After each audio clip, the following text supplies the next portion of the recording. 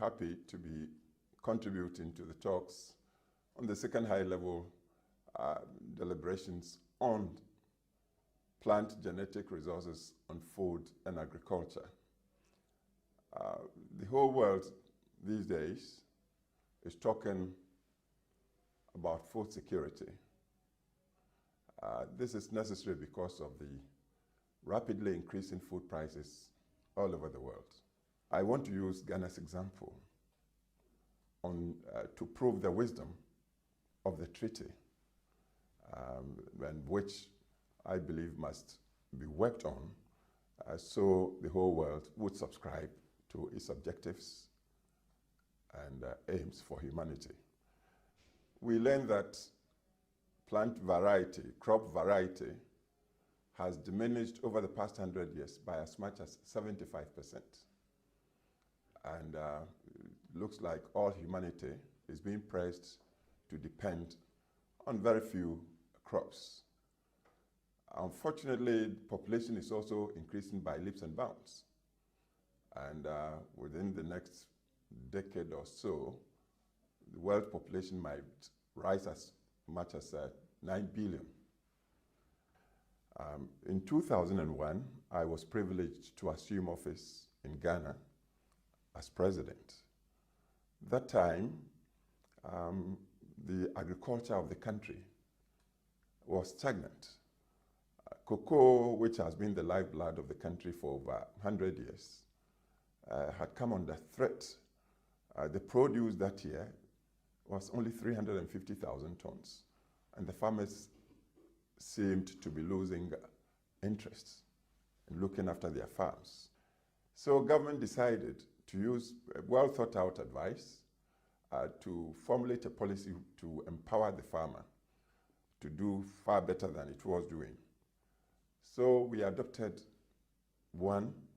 the measure of spraying all the cocoa farms at the expense of the state for the farmer. Government also used extension advice to give improved seedlings to the farmers. Further, government subsidized in the supply of fertilizers to the farmers. But perhaps most importantly, government decided that the international market price, which was shared before that time, in a ratio of 65 to the state, 35 to the farmer, should be reversed to give 65% to the farmer and the state to take 35%. The combination of these measures proved dramatic. Within a period of just 3 years, the produce of the farm jumped from 350,000 tons a year to over 700,000 tons a year. And as I speak with you now, produce has topped over 1 million tons. And this is all-time record in the history of cocoa production over the past 100 years. And as you know, cocoa is a monocrop in Ghana. Because of this dramatic improvement in the situation of the farmer, there has been a knock-on effect on other produce like cereals, maize, sorghum, and soya in the farming sector.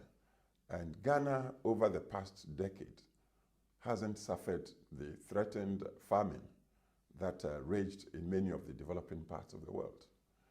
I believe the purpose of the treaty you are engaged in reviewing is what, in a way, has been exemplified in the situation of Ghana, and it is critical that the whole world subscribes to the purpose and concept of the international treaty.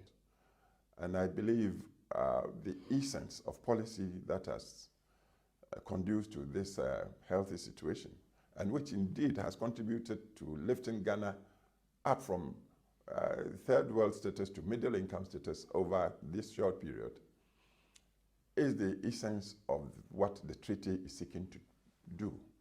And this is why I would recommend that all the third world countries or the developing world should accept critically to work to realize the objectives of the treaty. I wish you well and great success.